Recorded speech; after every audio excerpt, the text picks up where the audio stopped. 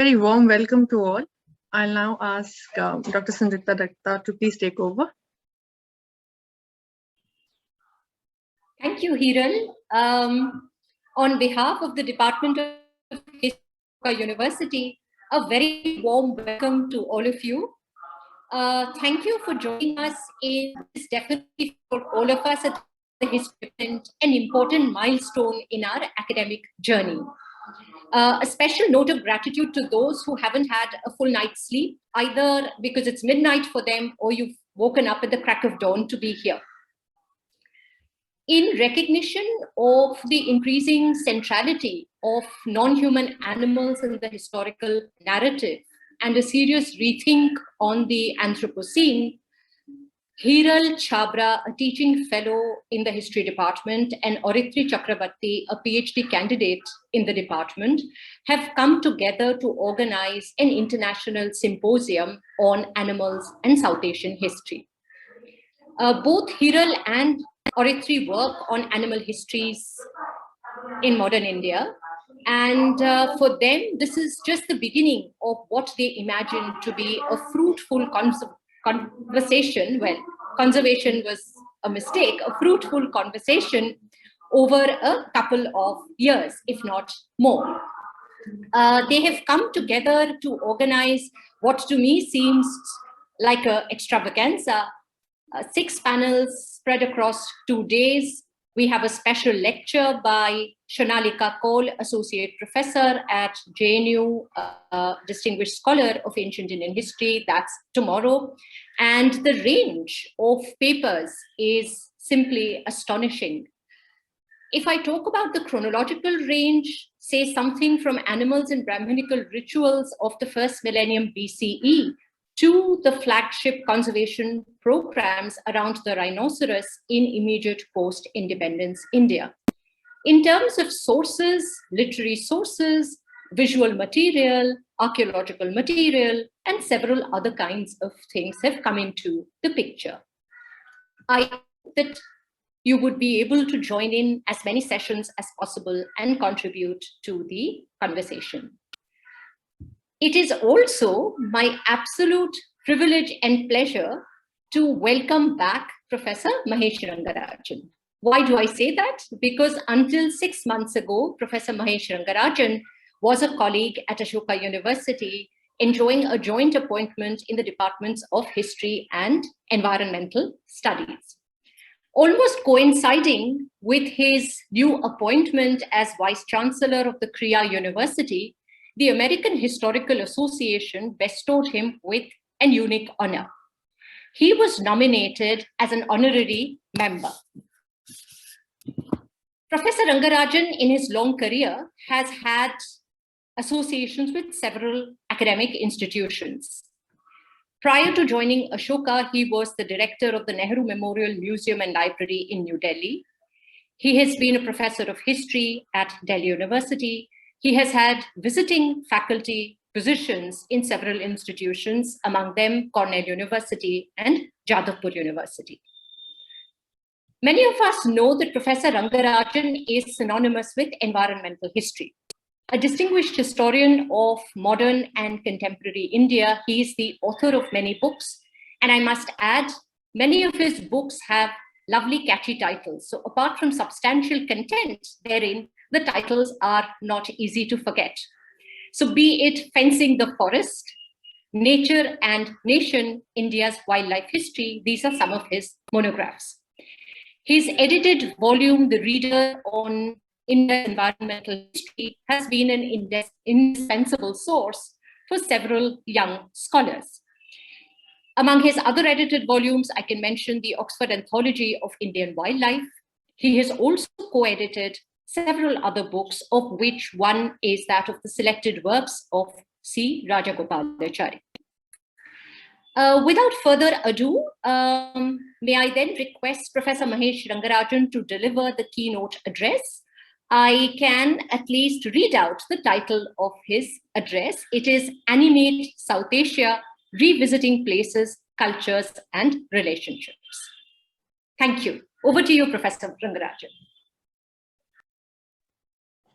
Thank you very much, Dr. Datta. It's a privilege to be here today. One part of me has formally not left Ashoka. I continue to be chair of the Archives of Contemporary India, which it might interest you to know has just reached a very auspicious number, 49, and is about to get to 50. That is the number of collections. And the archive is housed in the basement of the new library building, which I'm afraid I have only seen on Zoom. Collection 48 and 49 are of particular interest for this discussion. One is of a professor of literature who taught all his life in Kolkata, very legendary figure for those familiar with English literature, Bengal, and the animal he hunted, later studied and tried to save. I'll tell you his name in a minute. We have to have some mystery and suspense on a what I'm sure is a bright sunny morning in Sonipat, and it's a very lovely morning with blue sky here in Sri City. The other, not number 48 or 47, but some numbers ago, are the diaries and files of a very remarkable Indian forest officer, Kailash Sankhala, who died in 1994 and wrote an autobiography, which was named after an animal. The two animals are especially interesting to me because when one looks at the long span of history covered in this very fine seminar, and all compliments to the organizers, to Orithri and to Hiral, who are old friends, from the first millennium BCE to the contemporary. And as I'm sure you guessed, the first figure was D.K. Lahiri Chaudhary, who began his life in Maimonish, and he wrote a delightful book called A Trunkful of Tales, pun intended. And it's a very interesting book because as a professor of history, he goes off to a forest in Jharkhand, armed with, he had a driver. I assume he had an orderly. He was from the former landed classes, and a copy of Shakespeare. And an enormous tusker not only blocked the jeep, but charged it. And he tells about how you have to defend yourself against an angry elephant with nothing more than a volume of Shakespeare and a jug of water. But Lahiri Chaudhary did something very important. For many years, he was involved in the conservation of elephants. And he had this rather unique role of having been a person who shot elephants who had supposedly gone rogue to save lives, to save crops, and were trying to protect and conserve elephants. The other is a very different figure. Kailash Sankhala was from a very different end of the social scale. He was what in today's India wasn't there when he was born, 1925, would be classed as an OBC. He grew up in Jodhpur. His father had been in the forest service of the Jodhpur state, and he was in the first batch of the Indian forest service. It's of special interest, given that we are in a seminar with a woman, distinguished woman scholar as the head of department, two others as organizers, that he recalled with some dismay that in his parade of the convocation, the first Indian Inspector General of Forests, MD Chaturvedi, who had shot dead 50 plus tigers, told them that I want you young men to go out. And when you get married, to not only not to ask for dowry in the form of jewelry or a bank account, but to ask for a gun. And he went on to say that no divisional forest officer is fit to take charge of the division till he has shot dead a tiger. And Sanklha's book, Tiger, the Story of the Indian Tiger, which is of course his own story, he went on to head Project Tiger in 1973, at the time the world's largest effort to save an endangered species by any one nation state. And in the 50s, he went and shot a tiger. Sankhala was a man who held many posts, but he later poignantly remarked that even when he shot the tiger, he did it out of a sense of duty. And his recollection was that he went and begged forgiveness of the tiger. And many years later, when he became wildlife warden, he declared that particular forest tract as part of the adjacent Sariska sanctuary, so that the tiger could win some measure of protection. Both these men coming from very different parts of India. You know, Jodhpur is the arid extreme northwest, Maimonish is East Bengal, where the rain is some 200 centimeters a year, and it rains for much more than 3 months of the year, doesn't it? They were brought together at a very important hinge moment in this long history. Each of us studies a different era of history. Each of us uses different sets of sources. And I'm sure if we get together, we will each insist that our period and our time has really major hinge moments. But I'm sure you'll forgive me for saying that the late 60s and 70s were a hinge moment in global history. It was a time when the idea of equality of nations, equality across class, equality across caste, equality across race, equality across gender, and so on and so forth, acquired a new salience on the international stage than before. We may identify other moments, but we sometimes tend to forget that in this fascinating set of transformations of the late 1960s, there was another very important dimension. The idea of equality, not only among different groups of humans, but with other species. And the idea that equality should not only be for those who are living at present, but extend into the future. The second was not a new idea, and scholars of cultures and religions have reminded us that transcendent notions of multiple forms of identity are known to many cultures. One could point to the idea of the transmigration of souls. One could talk of different cultures where there are birds or animals which are signifiers of the divine. The great Gilbert Selborne, widely credited with being one of the key figures, pivotal figures in the ideas of ecology before the word had been invented, in his wonderful book on life in a country parish, talks about the yew tree and how nobody cuts it down because that had associations with early Christianity in England. But I do think that the late 60s and early 70s is a time when the idea that Earth was a planet, that Earth was a finite space, that there was only one Earth, got associations with this new broader idea of searching for a peace with nature. Now, of course, there are many ways of defining nature, and we could argue about that, and many meanings of nature and the context of nature, of course, also refers to animals. And both these animals become a very major subject of international attention in the 1970s. The tiger, which was a very important animal through long periods of history, had itself undergone very major transformations. So as someone who knows a little bit about the last 100, 150, 200 years, and much less about this long 2000-year span, and I know there are people here who will, of course, say that we should take history to the last 12,000 or 100,000 years, and they're all right. But I think from the viewpoint of these two very large animals, the tiger and the elephant, and I want to add a third, which the chair referred to in a short, very warm welcome address, the rhinoceros. These are three animals which are there on the Indian 10 rupee note, which itself, that particular version in this age of plastic money, we should preserve our paper copy of the 1980s issue, has these three large iconic beasts. There's an enormous tiger, which is snarling. There's an elephant with tusks, very important, with tusks looking sedate. And there's a rhinoceros. All three are very important. The elephant with tusks, because the Elephas maximus, or the Asian elephant, normally only the males have tusks. The females don't. And unlike the African elephant, whose decline in the 1970s, there was a big debate. How many elephants were being killed? Were they being killed very fast? Were their numbers declining? And with the African elephant, Loxodonta africana, different genus, different species. One of the drawbacks for being an African elephant was that the females have enormous tusks. In fact, as we discovered, it's very interesting, this had to be a discovery for Western scholars in the 1960s, 50s, 70s. The great herds were not led by bull tuskers, but by female elephants. And it's a very interesting thing that in the old hunting records of expert hunters, you repeatedly get told that this was led by a bull elephant. It says something about the gaze.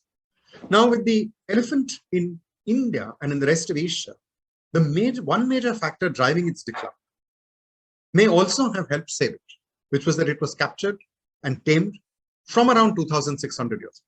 We can debate the dates, 2,400 years, 2,600 years.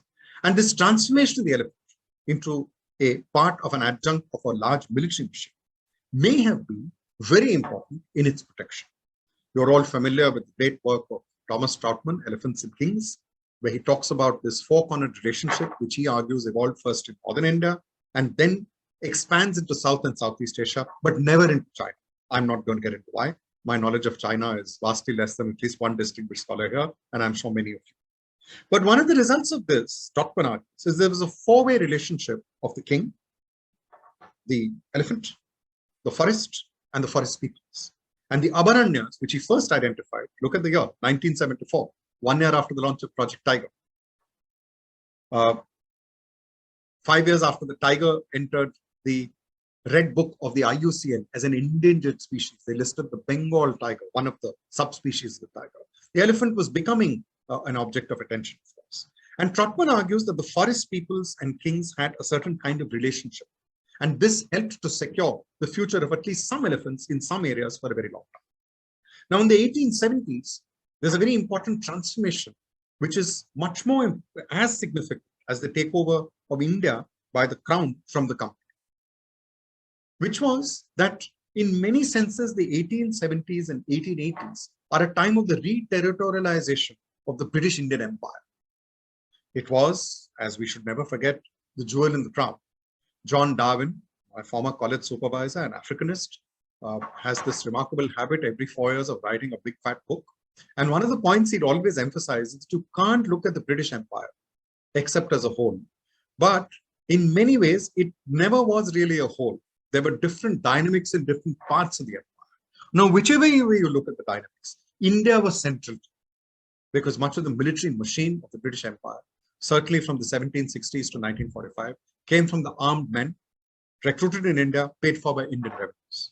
Well, it's very important for us to remember that these armed men who went overseas took animals along with them. The Second World War had over 3,000 elephants from India and Burma fighting it under the leadership of the Supreme Commander of Allied Forces in South Asian theatre, Lord Mountbatten, who played such an important role in Indian history. The other, of course, was the importance of elephants in symbolic terms in the 1870s. 1873, we have the Elephant Preservation Act at the All India level. It was not for the preservation of elephants, Elephant Protection Act, sorry. It was trying to regulate the killing of elephants. You could still capture elephants, could shoot them to protect plantations and crops, but there was a different kind of relationship with the elephant as opposed to the other animal I just referred to, the tiger. And right from the late 18th, early 19th century, there is a process in many provinces, in fact, within 1 year of the Battle of Palashi, 1757, of giving out bounties for the killing of tigers. I stand corrected if I'm wrong, but I've been in conversations over decades with scholars of earlier periods of interest. There's no record of bounties for animals, such as the tiger or the lion. There are several records of the killing of a lion or a tiger or a rhinoceros, the famous triptych of Samudragupta, Chandragupta, and Kumaragupta, the Simha Bala Parakrama, the Vyaghra Bala Parakrama, the Khadaga Bala Parakrama. One can find several counterparts. But this systematic elimination of large predators and large mammals seems to be an all-India practice at an imperial level for the first time in the 1870s. And prior to that, in the various provinces under company, beginning as many things in Indian history have begun over the last 200 years in Bengal. You may all be unfamiliar with these detailed histories, but I'm sure that you have read or will have been told the famous story, Mrs. Packlettide's Tiger by H.H. Munro. Now, Munro was the lineal descendant of Captain Munro, who in the 1790s was killed by a tiger in Sagar Island. And the tiger, as evil incarnate, had become very important in the English political imagination as early as the 1790s because of a very important Indian, Tipu Sultan. Chris Bailey, who incidentally was my doctoral examiner, and some years later, he wrote a book in which he said something which I was fascinated by. He said that Tipu was the original black man and tyrant, and he had in the 1790s and in the English imagination in the early 19th century, something of the odor of, the despots whom big empires wanted to displace in the 20th and early 21st century. And somewhere the association of the tiger as a force which had to not just be subdued but eliminated led to a fascinating set of records from the 1870s, and a chapter of my thesis came from this set of records. I'm going to share the title. It said, measures taken in the year, to eliminate dangerous beasts and venomous snakes. This has a very interesting dimension, which in today's world you may sympathize with. The venomous snakes, they killed lots and lots of them and didn't quite succeed. But with the animals, it's fascinating. There were large rewards for tigers, lions, leopards, wolves, and trying to add the numbers, they're staggering. So for a 50-year period, some 1,500 tigers every year are killed, over 2,000 wolves, 2,000 leopards. There were larger rewards for killing the females. Even for cubs, there are differences between the male and the female. Only part of this was driven material. A lot of this is also about culture. It's about transformations of nature. And very important, large numbers of Indians participated in this. There's also resistance. There are people who refuse to do it. There is foot dragging. There is flight. There is silent protection. But interestingly, in the 1960s and 70s, when the Indian Board for Wildlife was debating what to do about the Indian tiger and also patting Assam on the back for doing a good job of protecting the rhinoceros in Kaziranga, the rhinoceros, like the elephant, like the tiger, there's a huge shrinkage of range with the expansion of agriculture. So if you look at the Indus, Ganga, Brahmaputra basin, one of the most densely populated places on earth, comparable only to the Huanghe Yangtze, it's fascinating to see the shrinkage of range. Think about the fact, Professor Lahiri is here, that for so many of us, that iconic image of Harappa is of what is clearly a great one-horned rhinoceros. Many years later, the 1520s, one of the most fascinating natural history accounts is by Ziauddin Muhammad Babar, who hunts the rhinoceros in Peshawar. Babar had never seen such an animal. And Babar would have actually made a first-rate novelist because he makes the everyday into something novel. He talked about this enormous animal which ran as fast as a horse and which had this huge horn with which it could kill the horse and also the rider of the horse. Every arrow and spear, he said, thrown at this animal bounced off its hide. I think he was exaggerating. And finally, one of his begs discovered that the best way to kill the rhinoceros was by poking it in its stomach with a spear. How he did that, I don't know.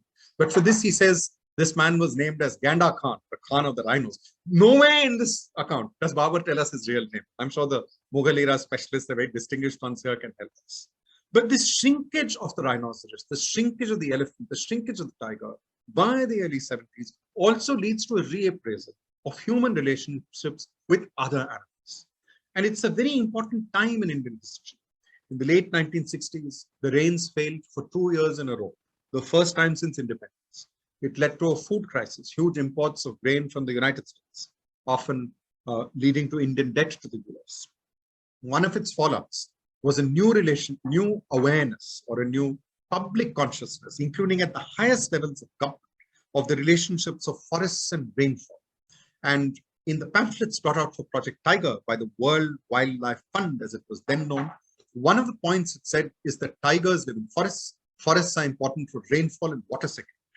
It also went on to say that people shouldn't kill snakes because they eat up rats and voles and moles, which destroy the food crop. It had a very nice picture of a baby, of a small fledgling with its mouth open, doing what all school children are told not to do, just having its mouth stuffed with lots of food. And it said birds eat insects harmful to crops. So largely agrarian society. In 1970s, 75% of the workforce in India was in agriculture. It was a 75% rural society. It's a very different society today. Only 15% of the GDP, probably less, is from agriculture. The workforce on the farm is less than half. So the tiger, interestingly, becomes a symbol of the security of livelihood of the people. Of course, this is a project driven from above. Mrs. Indira Gandhi heads a committee, appoints a committee. It's headed by Dr. Karan Singh. They recommend that a nationwide effort be launched to save the tiger. Something very important happens. 1971 is the All India Decennial Census of Homo sapiens, not tigers. But it's a very important year because if you look at the history of demographic expansion, the big demographic expansion is from 21 to 71. And now with the vantage point of 50 years later, we can say that in the previous 50 years, the human expansion rate, the demographic expansion at the pan-Indian level has slowed down. The figures are somewhat different for Bangladesh, which is ahead of India, or for Sri Lanka, ahead of India, very different for Pakistan. I will stay with India because I know less about the rest of South Asia. When you quit course 47, my knowledge is limited, so I'll stay there. But I think this early 70s as a hinge period in India is important. One of the very important ideologues of the new mantra of preservation was M. Krishnan, who argued that the identity of a country is not only known through its languages, cultures, forms of dress, and habits and mentalities. It is equally important to think of nature, of animals, plants, landscapes, and waterscapes. For Krishnan, the Ghorpad was as interesting as the gazelle. He wrote as movingly about the crocodile as he did about the Indian roller or the blue jay. But it's very fascinating that Krishnan made a very important point, that the tiger had become Indian. Around this time, and Paul Greenough, the historian, shows us, Indian government legislation stopped referring to the tiger as the Bengal tiger and started referring to it as the Indian tiger. 1972 is the year of the liberation of Bangladesh, and lo and behold, Bangladesh declared that its national animal was the Royal Bengal tiger. So the tiger is claimed now by nation states as a symbol of a new kind of ecological patriotism in both India and in Nepal. The rhinoceros and tiger both become flagships of a new kind of protection by the rulers of Nepal, who were both hunters and protectors. So there is, I think, a very important shift in elite consciousness, and it happens in different ways in the different nation states. Bhutan follows suit. In the Indian case, since it's a federal union, there are different ways it pans out in different parts of the country. But I want to go back a step in time. One of the problems with historians, if you ask us to answer a question, is we're bound to say two things. First, the answer is long. Second, that the answer is complicated. Well, I'll leave the complicated part of it because I'm sure I'll soon run out of time. Just as it was believed in the 1970s, the tiger, elephant, rhino were running out of time. And if we go back 50 years to the 1920s, my sense is it's another kind of. The 1920s saw two very important figures associated with the tiger imprint themselves in public consciousness. One is known to every Indian school child who reads, because his books were translated in the 50s into several Indian languages. He transformed the pursuit of man-eaters into a first-rate tracking story. And in doing so, he did something very few writers on the tiger have ever done. I'm speaking, of course, of people who wrote in English on the tiger, but I do think I'm also speaking of people who wrote in several Indian languages on tiger hunting. He was a person who was a domiciled Englishman. And I think we should be very careful, just as there are different kinds of Indians of different classes, regions, with different views of politics. Jim Corbett was a domiciled Englishman. He was, his ancestor had fought in 1857. He spoke Kumaoni as well as any. After Indian independence, the park, Haley Park, which had been renamed Ramganga, would be renamed in his honor. Very unusual. It's still not been, it cannot and probably never will have its name changed, because right from around the end of the First World War, he became a very important figure when there were man-eating leopards and tigers in various parts of the farm. Corbett publishes his first published work in 1927 in a very unusual place, the Hog Hunters Animal. So one of the things along with this war on dangerous beasts is that the various cantonments in India and the various places where there were large civil military establishments, white men gathered weekends and went off hunting. And one of the forms of hunting, adapted from Rajput forms of hunting, tried out first in the sugarcane fields of Bengal. And here there's a very interesting question of agency. They first tried something called bear stick. They chased bears and tried to spear them. This didn't work very well, because anyone who's seen a stock bear knows that it has enormous claws. And the claws, which can rip out a termite mound, can also do enormous mortal damage to the horse, and you guessed it, the rider.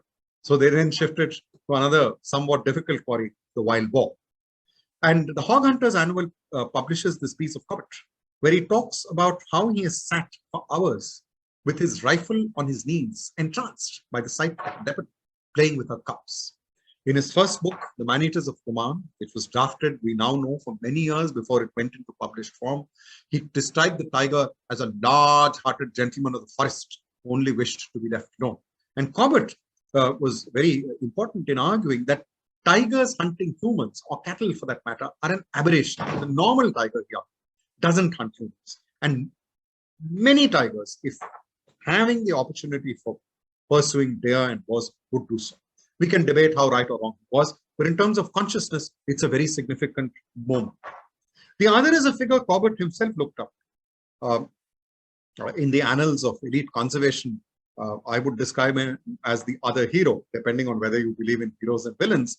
He was a much more interesting figure, F.W. Champion. He was a forester, unlike Corbett. Corbett profession, incidentally, was a timber contractor. And Champion participated in counterinsurgency operations, as we now call it, in the frontier. And somewhere by 1918, he writes of his revulsion to the idea of slaughter. He also heard of the slaughter in the battlefields of Europe, in places like the Somme. And he stopped hunting. And he did something very unusual for his time. He tried to photograph animals in the wild in the natural state. Champion is someone who's a link to the present, because Champion tried to identify and study individual tigers. He did something which all of us are familiar with. He set up tripwires. So the tiger walking down a path would photograph itself without quite knowing it. And Champion, being a very fine observer of nature, pointed out the tigers had become more elusive in areas where they were heavily hunted by so-called sportsmen. Champion did not want sport banned. He was a forester. He wanted sport regulated. But he did believe that it's much more fascinating to observe nature rather than try to annihilate and conquer it. Among his very interesting studies are two creatures which have rarely been photographed in the wild and are still very difficult to do so: the pangolin and the rattle or the honey badger. The 1920s are a time when several Indian princes are also getting into the act. In a fascinating essay, Julie Hughes, Animal Kingdoms, a very famous book of hers, well-known book, should be even better known, has shown how the pangolin gets protection from several of the Rajput rulers in northwestern India. It's not very clear why, and possibly they saw the pangolin as an animal which played a role in keeping down insect numbers and keeping some sort of order in nature. So this notion of order in nature is emerging in an incipient form, whether in the writings of Champion or in the practices of some of these princes. To me, one of the very interesting chapters of Champion is called "What is the Use of Weapons?" And he begins by saying, what is the really question to ask? Now, in the 1920s and 30s, I think it's very interesting someone is writing these things. One of the people who, to me, is fascinating, of course, is the Nawab of Junagadh, who in the 20s puts out two very interesting postage stamps. One is a postage stamp of the lion. The lions had been quite common, or they had a very vast range across much of north, central, into eastern, until at least the banks of Narmada to the south. Their numbers declined, and by the 1900s, they were only present in one small part of the peninsula of Saurashtra. And the Nawabs of Junagadh began to protect them so that they could hunt them. So the lion as royal game got a measure of protection. By the 1920s, Junagadh could look back on 2 decades of something very unusual for that time. Because lions often predated on domestic buffaloes, which are brought up by pastoralist Maldaris living within the forest, they began to pay out compensation for cattle killers. And in the 20s, the lion was put on a postage stamp. And behind it was the mountain of Girnar, the port of Bandar, which was very important for them. And it said Sorat Sarkar. So the Nawab's ambitions of ruling the whole of Saurashtra was symbolized by the mountain, the sea, and this enormous roaring male lion. This is also very interesting here because they put out yet another stamp of the Kathi horse. So Arithri has been studying a lot of horse breeds in Bengal, but I think it's interesting that this is probably the first instance of an Indian ruler putting a domestic animal on a stamp. So there's a very interesting way in the 20s where these debates about animal symbolism, icons, extinction are coming up. We're at a very important moment today in 2021. Sometime before the end of the year, some cheetahs will come in from Namibia. Some, we are told, are South African, some of Namibian origin. And they are to be released initially into enclosures in Kuno in Madhya Pradesh in Central. It's a fascinating moment because Kuno is where, in the 1920s, the Maharaja of Gwalior, whose great-grandson is now an MP, and whose another descendant has been a chief minister. The Scindias tried to reintroduce lions, this time from the Sudan, into the same forest Kuno. It succeeded, they bred, but they turned cattle killers, they began hunting humans, they dispersed widely, and they were eliminated. So this attempt to bring back the cheetah is taking place in an area where a former prince a prince had tried to reintroduce lions. One of the reasons the lion reintroduction failed, according to the person who oversaw it, Kesari Singh, was that tigers, he argued, fought with and killed the lions. And Kesari Singh was a believer in the law of the jungle. He lived right through the 1970s. He was a very important shikari. He organized shoots in which over 1,000 tigers were killed. He wrote a very self-glorificatory account, which incidentally is very useful for a historian, called One Man and 1,000 Tigers. And yes, you guessed it, he was involved in killing over 1,000 tigers and proud of it. And his argument was that the lion was one of the original inhabitants of India. And the tiger was a recent entrant. And the tiger, simply put, according to Kesari Singh, had killed the lion. Few modern biologists will take this seriously. They would argue that these are large carnivores. One of their biggest problems is that if they get injured, they can't hunt another day. And the chances are, even if lions and tigers come across each other, they'll avoid each other. It might interest you to know that because we today have the benefit of DNA, lots of work, or taxonomy not available, then it is possible for a tiger and lion to interbreed. This was known to the English. It was known to various zookeepers. But Kesari Singh anticipates a very interesting debate which has raged over the last 5-10 years on which animal is alien to India and which is native. And since we are in this fascinating conference, which I regret I'll miss much of it because of doing other mundane tasks, which are, believe me, far more boring, is that it's fascinating to see two naturalists join with the leading Indian historian and publish a book a few years ago called Exotic Aliens in India, the Lion and the Cheetah. The senior historian, I'm sure your guest is Professor Romila Thapar, whom we all respect deeply. She's also a former senior colleague, and because of that, I will respectfully differ with her.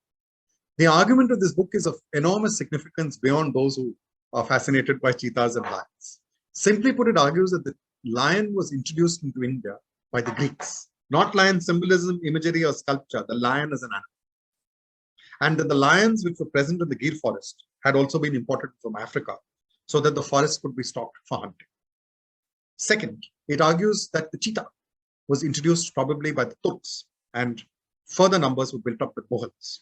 So it was runaway lions at the time of Alexandrine invasion and later, and runaway cheetahs, who were the progenitors of the lions and the cheetahs, whom the British encountered in the late 19th century and somewhat earlier. There is a very fundamental flaw in the argument, which is that all the work we have on evolutionary history about the radiation of mammals across Africa and Asia is a broad point of consensus, is that the lion, or the animal that evolved into a lion, probably originated in southern Africa. And there's extensive DNA work which shows that the lions of northern Western India were similar to the lions once ranging right through West and Central Asia through Palestine into North and West Africa. Similar with the cheetah. There are divergences, there are differences. The cheetahs coming in from Africa, South Africa, Namibia are somewhat different from the cheetahs in India, but they are cheetahs nevertheless. The reason for this is very important. India, as we know it, came into being as a nation state in the year 1947. Prior to that, India included what is today Bangladesh and Pakistan. Prior to 1937, it included what is now Burma. It never included Sri Lanka, Nepal, and Bhutan. But these are political and administrative boundaries. If we look at the South Asian mainland, it is part of a larger supercontinent of Africa and Asia.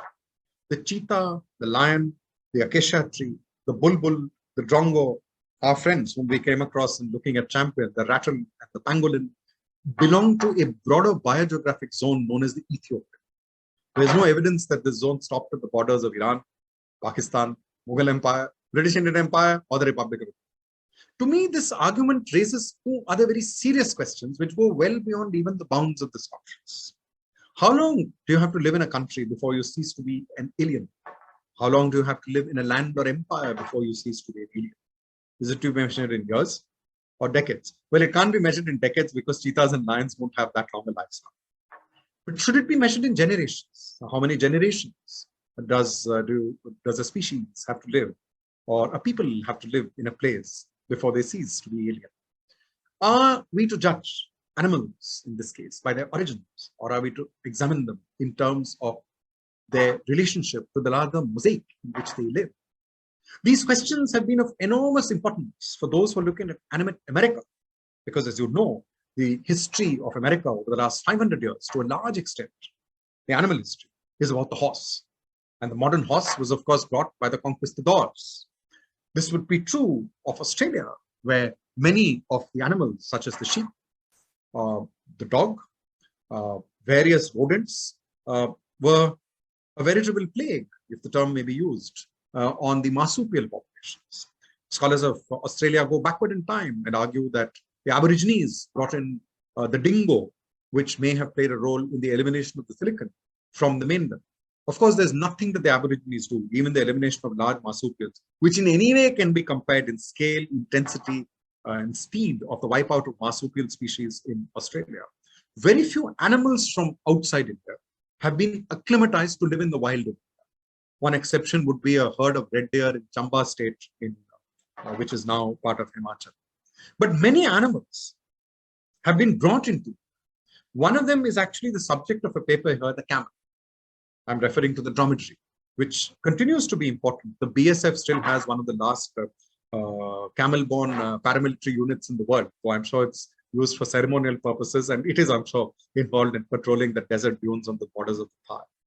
But it's a very interesting point that this notion of the alien and the Indian, the cheetah and lion, is actually not about them. It's a shadow boxing on the more important animal, the tiger. It's always been a fascinating question of how the tiger became Indian.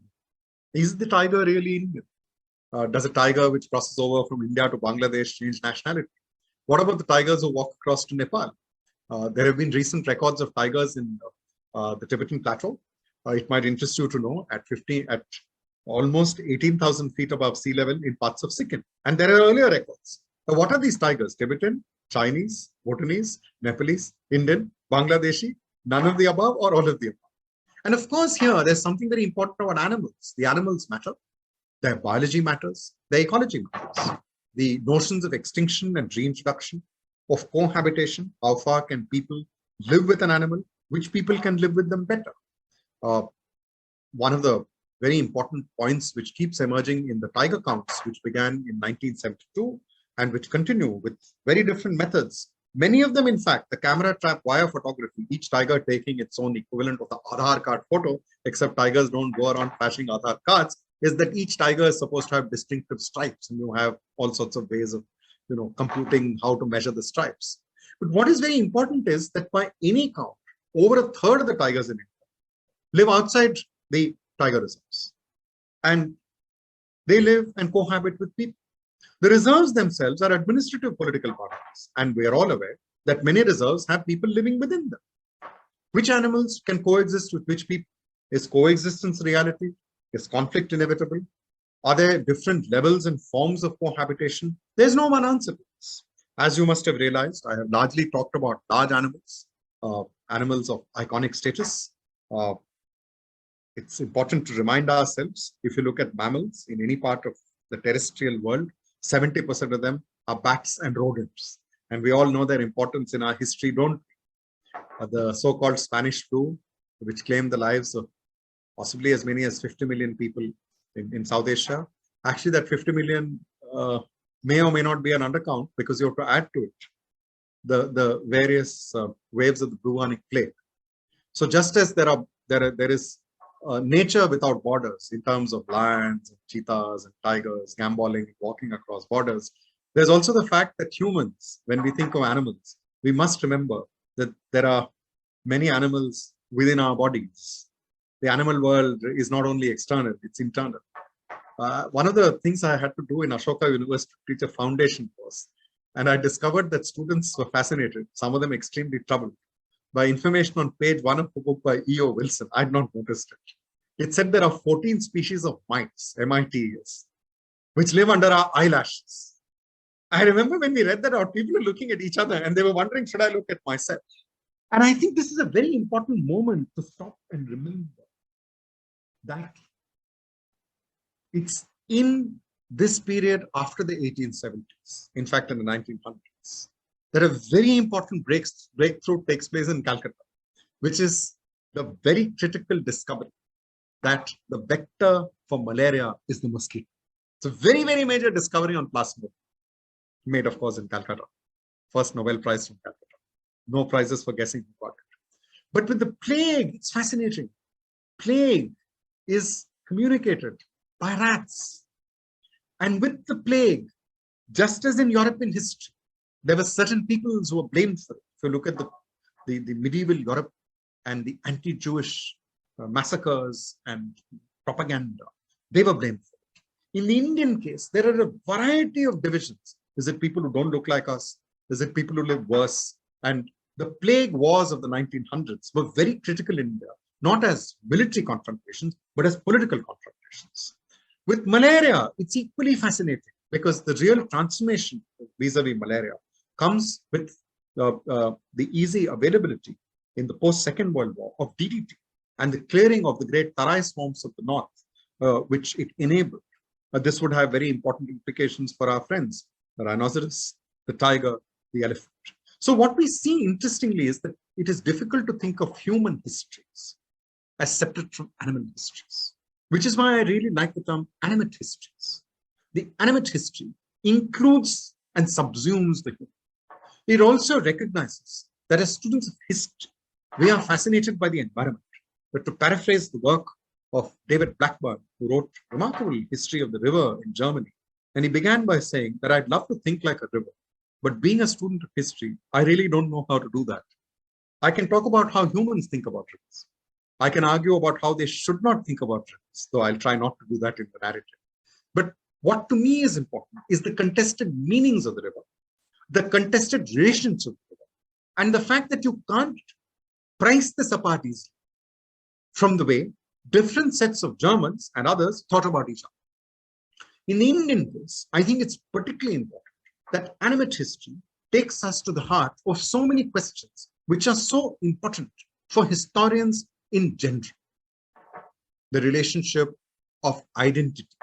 How natural is an identity? This claim of the tiger being Indian or the cheetah being alien. What is really it? This has other dimensions. My distinguished colleague Arup Jyoti Saikya has written extensively about the moment in the 20s and 30s when the rhino became Assamese. There's no records of rhinos having played a major role iconically in Assamese history. And the rhino becomes iconic, both because it was endangered, but because it became a symbol of Ahomia nationalism vis-a-vis people who are Bangla speakers, and also vis-a-vis a very important tribal group known as the Bodos. So there was the idea that the rhinoceros is a bearer of Assamese culture against Bodo poachers and Bengal immigrants. Now it's a different matter that both of these groups, Bodos and the settlers, were part of a larger changing political economy of the very Brahmaputra Valley, where there were people who spoke Assamese. Of course, many spoke both, or there were Bodos, or for that matter, there were Rhinos. So I think this tapestry and how we unwrap it and put it together depends on the kinds of historians we are, the kinds of histories. And all the issues we think of, causality, context, process, relationship, become immensely more complicated. The American Historical Association has not recognized me. It's recognized a huge drove of historians. But to me, one of the very interesting people who was awarded a book prize was the scholar Bathsheba Dukin for a book called The Floating Coast, in which she tries to write a history of the Bering Strait with animate beings. One of the beings is absolutely fascinating by a historian. It is one of the longest lived mammals in history. It's an Atlantic bowhead whale, and it lives 250 years.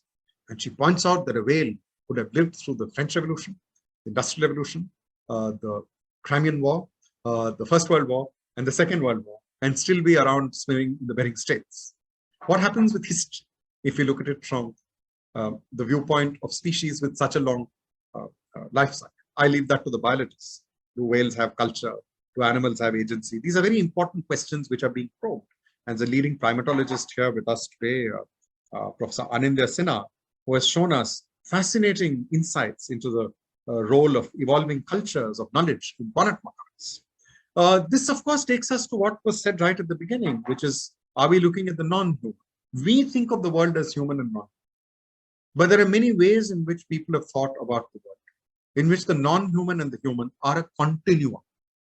They are not distinct. Our friend Babar would be one of them.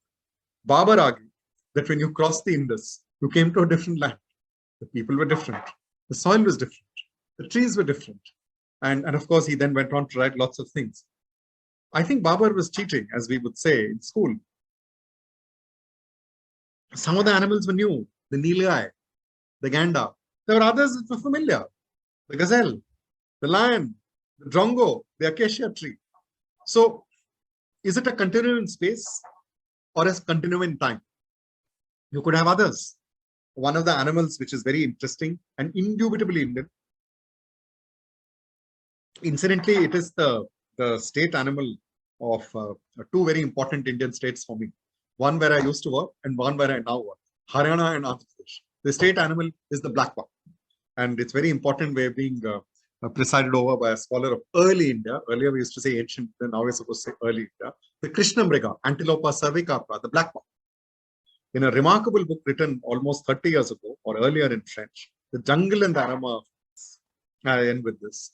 The great Indologist Francis Zimmermann wrote about the Krishna mriga, the black buck, as the symbol of a particular kind of civilization. So drawing on the Sanskrit pharmacopoeias about 1400 years ago, he contrasted the jungala, the dry cereal bearing land, potential cereal bearing land, where the black buck roamed, with the other, the anupa, the land which had marshes and geese.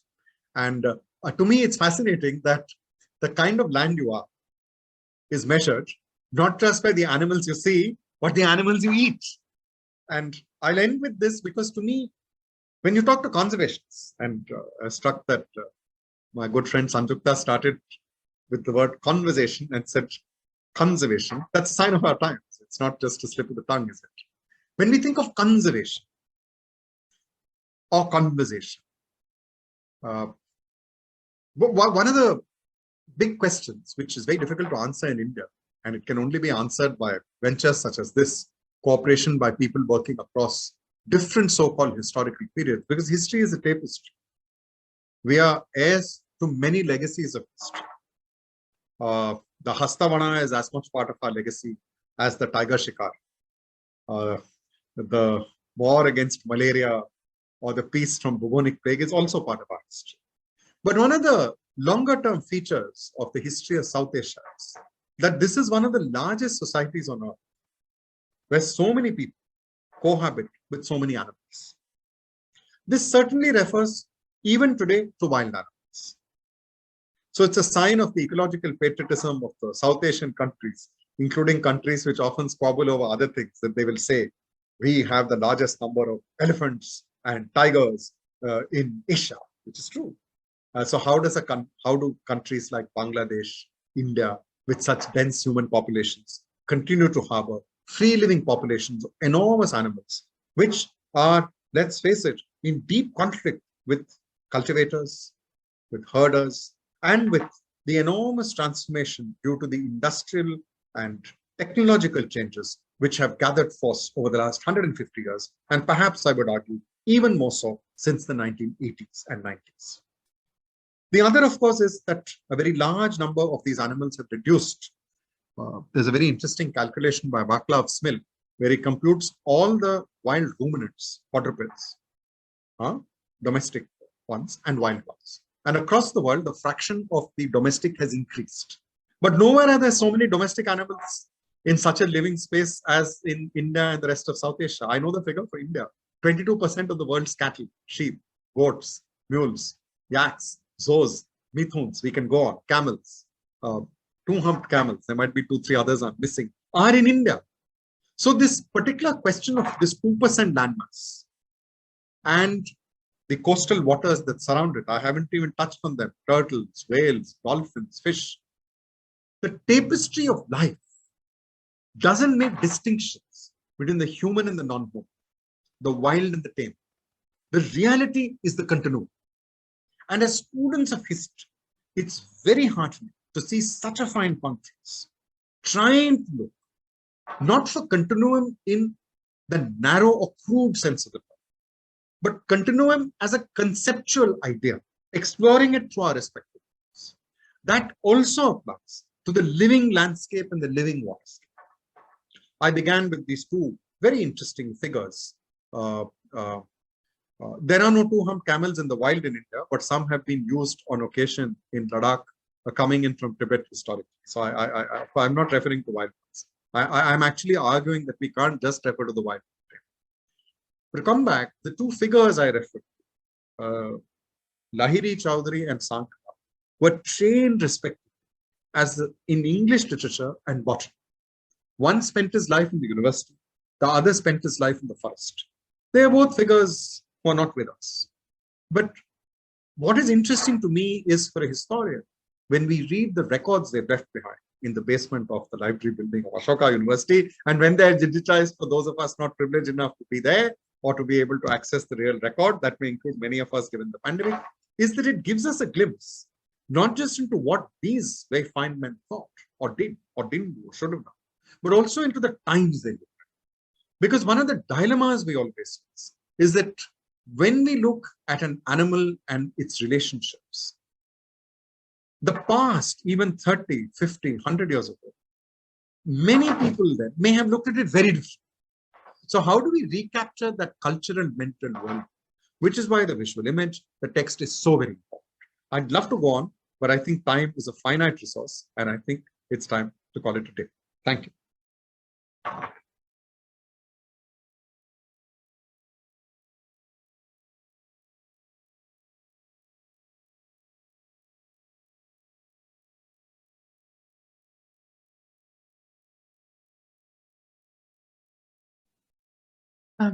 Thank you so very much for such an informative talk. We now open for discussion. I'll request Dr. Datta to take over. Those of you who have questions to ask can either raise their hand or type the question in the chat box. Sure. I think we already have a raised hand, so I'm just asking. You could go ahead, Orithri. That's all right with me. Absolutely. No. I mean, I can see one raised hand, so I'm just trying to find out if. Hiral, can you see? Yeah. And Rangarajan might like to take a couple questions together, say 3 or 5 at a time, and then we could go ahead to the second batch of questions. Please go ahead. Prerna, you can please put in your question, unmute yourself and put in the question. Okay, let's move on. I think, yeah, there is one question from Shashank Yadav. He asks, with a declining birth rate all over the world and increasing patterns of human consumption, what future do you see for at least the iconic species in India? This requires at least one other lecture and maybe 3 books. This is not a question about the past, it's a question about future. I think students of history are especially poor at predicting the future. So I will speak as a citizen, not as a student of history. Cautious optimism. My sense is that this last 50-year period has been a remarkable process of learning. And we have seen public action of a sort we did not perhaps anticipate even in the 60s to protect some of these iconic species and habitats. At the same time, the ways in which they were protected has led to great frictions, tensions, enormous misery for peoples dependent on these resources who share these landscapes. And there needs to be a substantial rethinking, and much of the work which has policy implications with scholars from the biological sciences, other dimensions of the humanities, has emphasized, if I can put it to 3 catchwords, again as a citizen, not as a scholar, because as a scholar you have to be careful what you do and do not say, is that the large reliance was on states and the biological sciences. They both matter. But when we go ahead, we have to draw on different humanistic branches of knowledge, continue to draw on the biological sciences, but to draw on different notions of community and different notions of living in a landscape of ours. I say this because some of the very interesting work, Sunetra Ghoshal, the work of Vidya Atreya, anthropologist, biologist, both worked in the same landscape on leopards and wolves in a sugarcane, heart of sugarcane country of Western Maharashtra with huge populations of leopards and a substantial population of wolves. How do people coexist with them? Do they cohabit or coexist? I think were we to do that and also look a little carefully at this huge fundamental industrial ravaging and transformation landscape and do it better, I'd be cautiously optimistic, much more than in much of Southeast Asia, where where a lot of the animals have just disappeared. With the declining birth rate and increasing patterns of human consumption, I think the second is very significant. It's a recent book on waste, co-authored by Asa Boron with Jeffrey, and it's frightening. The amount of waste generated per Indian has gone up 80-fold in the last 20 years. That includes particularly people like us. So yes, I think these species, there's a very interesting question of the environmental footprint. And we like to think of America versus India, Germany versus Bangladesh.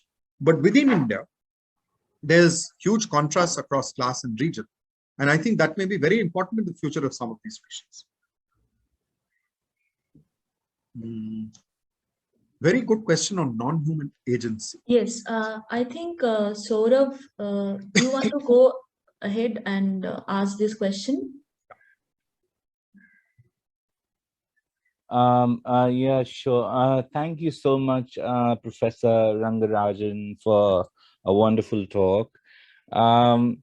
Yeah,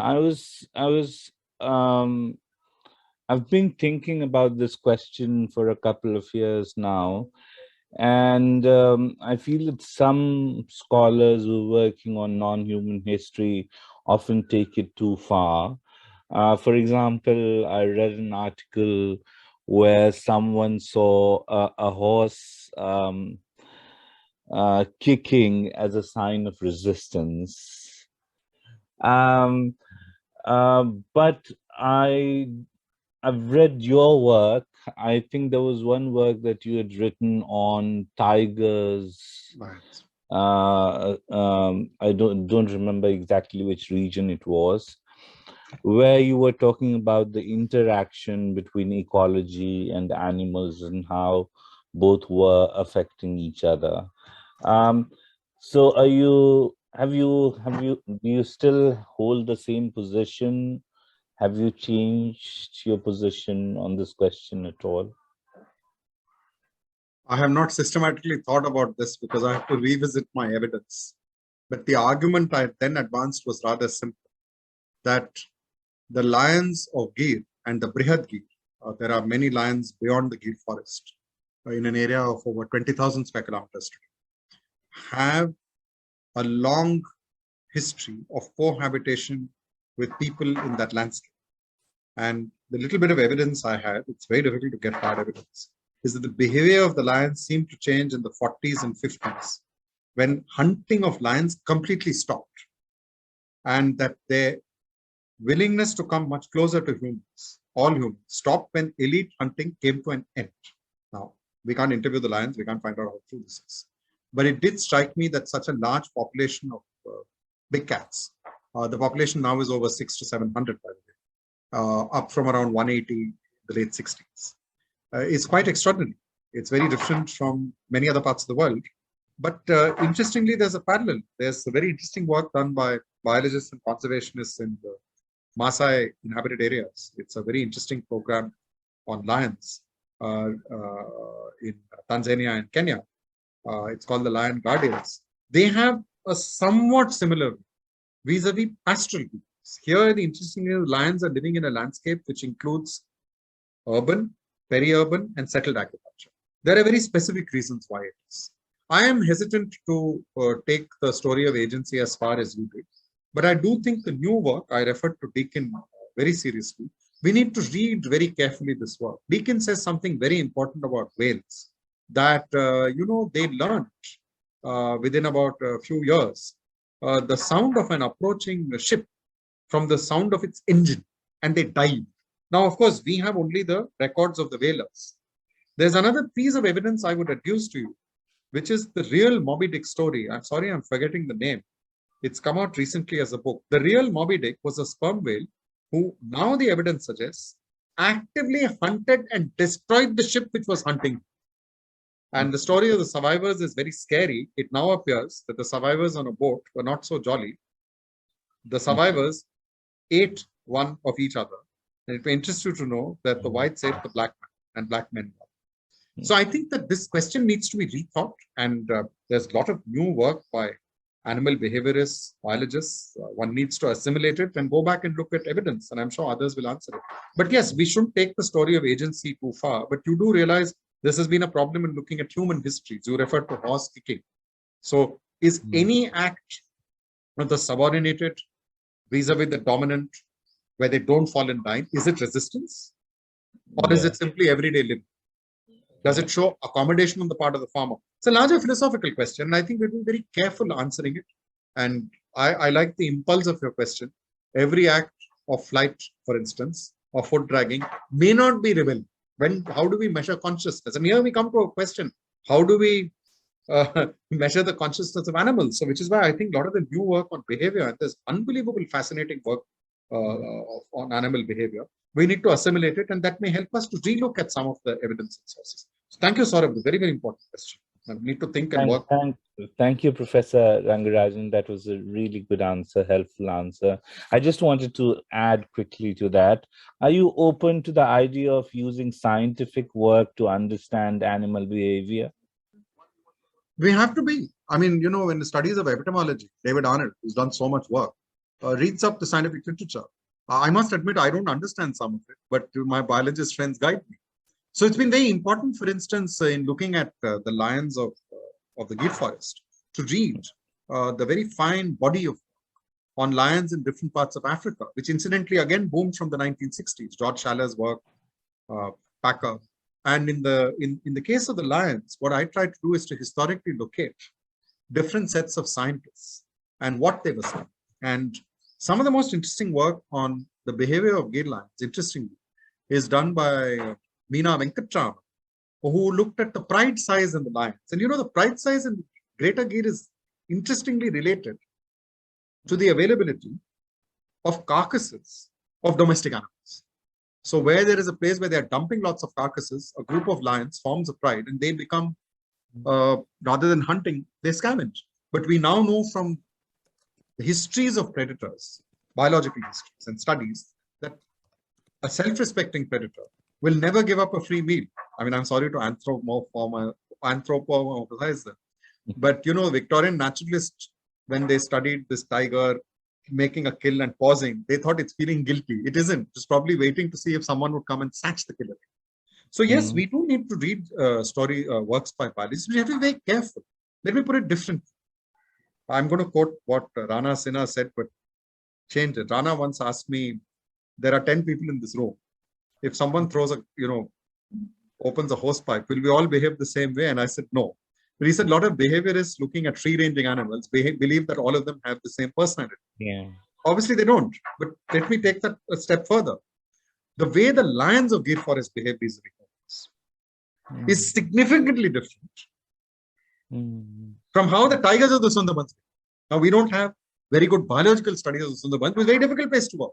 It's also a place where there's a long history of tigers preying on people, which goes back at least to the 1670s. But if you look at the people in the Sundarbans and the people in and around the Gir, they behave very differently with a large animal. The lion and the tiger are very similar. If you see the skeleton of a lion or tiger, it's very difficult to tell the difference.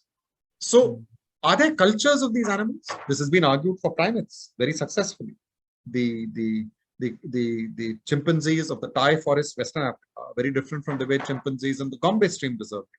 And today there's so much work, again, going back from the 50s, 60s on primates in different parts of India, Rhesus, bonnet. Of course, they behave differently. So I do think that there is a lot of space for dialogue between people who study animal societies and people who study human societies. Because as I have tried to argue, it's very difficult to draw the line between. How do you draw the line? How do you measure the continuum? So of course we should have a healthy dialogue, similar to the dialogue of the last, from the 1960s, for instance, between anthropology and history, and the somewhat more spirited, sometimes very controversial dialogue between history and literature.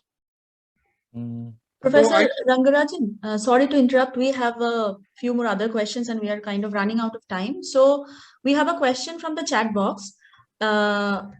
We have two questions. One by Renu Krishna. She has asked that what made cats the domestic other in India even today, whereas in US they have garnered a celebrity status. So can you throw some light on it? I have not studied this subject in detail, but I will guide you to a recent school's brief in The Economist, which says that the columnist of The Economist discovered that he could befriend Indians by playing with their babies. And the minute the baby became friendly, the human baby, they would ply him with sweets, take his photograph. And when he went to America and became the America correspondent, he discovered people did not like you talking to their babies, but they behaved exactly the same way if you inquired lovingly about their dog. I think your question, if you change the baby to cat and dog, it's the same. Believe me, I have no idea. These are things we really need to think about. I am very fascinated by Joanna's question. In fact, it's a very important question for a historian. The author wrote this based on the lack of mention of these animals in the vast array of natural history writings on India. And the next gives the answer. Lack of evidence is not true. But is it true that there is little record? If so, why? There's a very simple answer to that. Much of the extermination of the lion is accomplished between 1810 and effectively the 1870s. So look at the record in the 1870s and the 1850s. 1850s, there is 40s, there is Balfour, the Cyclopedia of India. By 1870s, you get the gazetteers. Now, the gazetteer is very important. The gazetteer says there are 3 populations of lions. I mean, they didn't go and count them, but these gazetteers are written by people who have a sort of funny bone in the body. They're fascinated by something eccentric British habit from public school. So they're sort of saying that there are lions in the areas around Pune and Gwalior, Mount Abu and the Kathiawar Peninsula. But if you go back a step in time and look at the early 19th century record, I would draw attention to the assistant archivist of Ashoka, who incidentally left at the beginning of this month, Raza. And Raza Kazmi has published an important paper giving far more instances of lions in the period before 1850 than was known. And the answer is very simple. You need to look at more records. And he makes a valid point, not vis-a-vis these distinguished scholars, but including humble souls such as me, that we rely on books. He went and looked at journals. There are lots of journals. And people in this room will be happy to know, and many of you were present, he gave a paper in the Environmental Studies Seminar where he talked about lion hunts in Haryana. And I can share with you, originally he wanted to say lions in Ashoka University. And then we tried to tell him, if you say lions in Ashoka University, some people may not want to send their wards to study here. What he meant to say is, he has not only detailed records of lion hunts, but prides of lions, their prey base, nilgai and domestic cattle, lion and tiger encountered on the same day. So there are 2 very important reasons for this. One of the major sources on the lion and the tiger, literary sources, but very important source, is by someone, my Mughal India friends will be very happy, is Jahangir. Jahangir's work was translated by Mrs. Beveridge. Divyamanu Singh, with the assistance of Muzaffar Alam Sahab, Professor Alam, and I forget, very former distinguished late professor of Arabic of Delhi University. The Arabic was very important. And Muzaffar Sahab, of course, knew both Persian and Arabic and most of them. They showed that Mrs. Beveridge mistranslated the lion as the tiger. Shir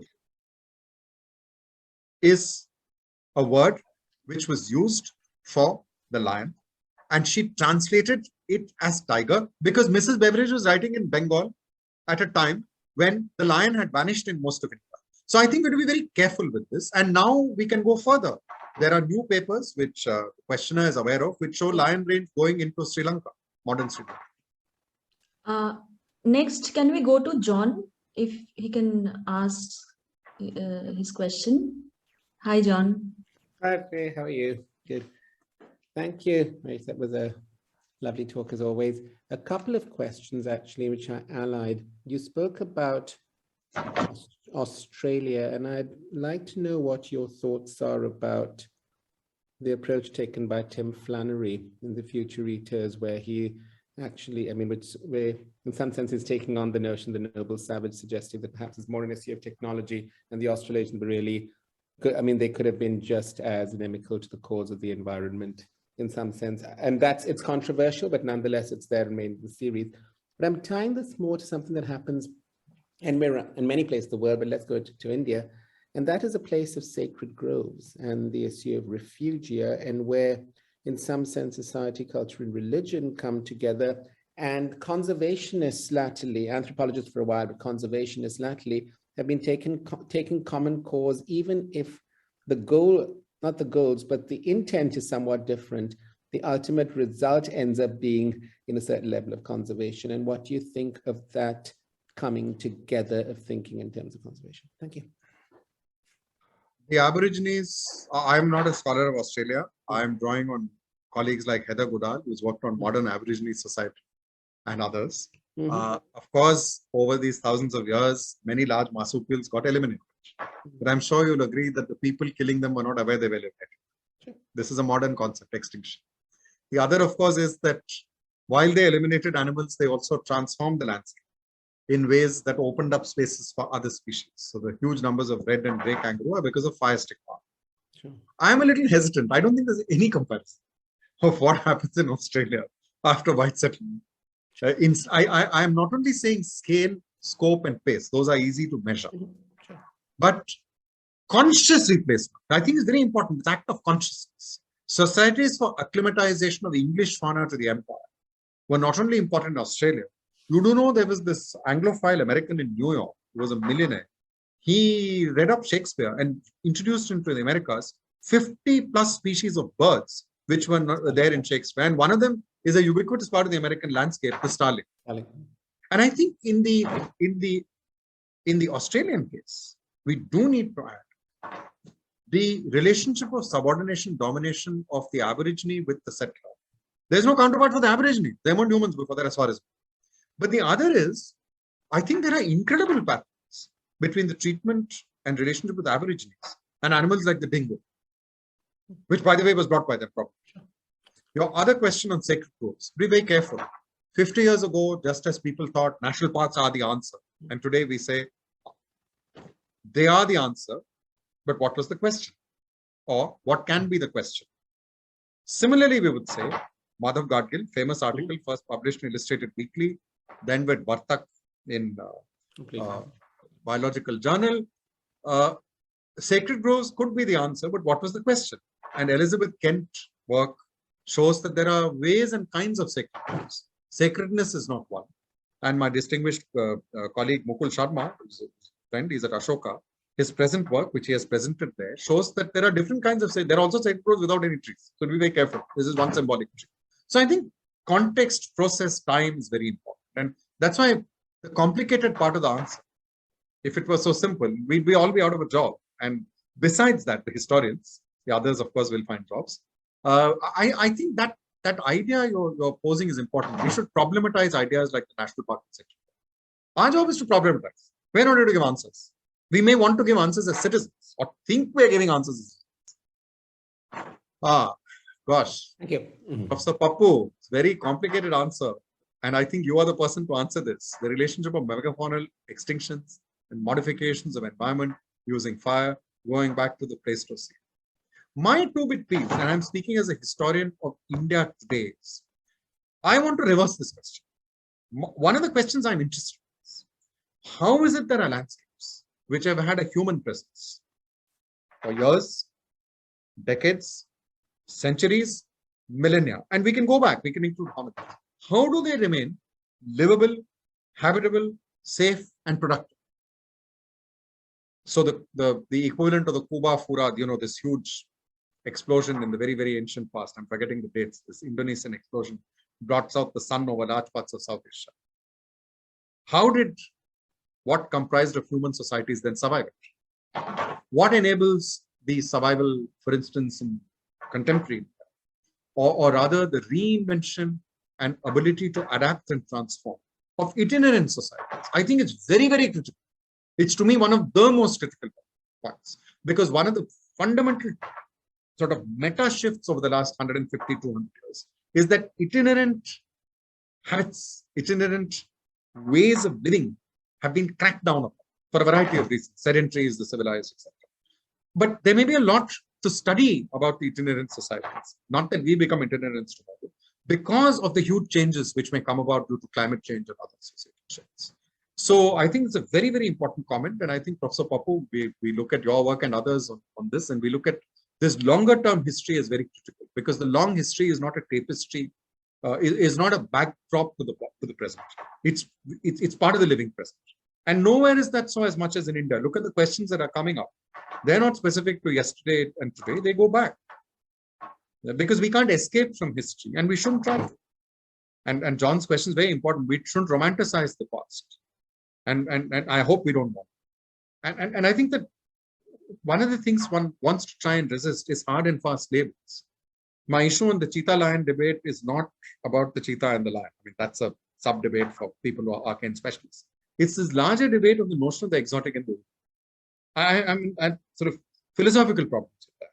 And I think one of the pluses of animate history would be to show, this is not an ecological argument, so I want to be very careful that animals are reinvented. To go back to the Aborigines, one of the points which is made by Heather Goodall in her work is that Aboriginal societies have transformed the rabbit, very bad for the marsupials, into a very important source of nutrition for them.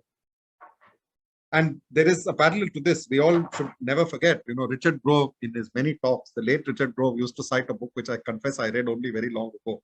The hilarious title, but very important book, by the way. It's called The Social History of the Rabbit. It's about England and how the Normans brought the rabbit because they fattened the rabbits, and the Norman soldiers and nobles ate them up. But some of the rabbits ran away from the rabbit pens. And a lot of the rabbits in England are introduced, but they've been there since, 1066 and all that.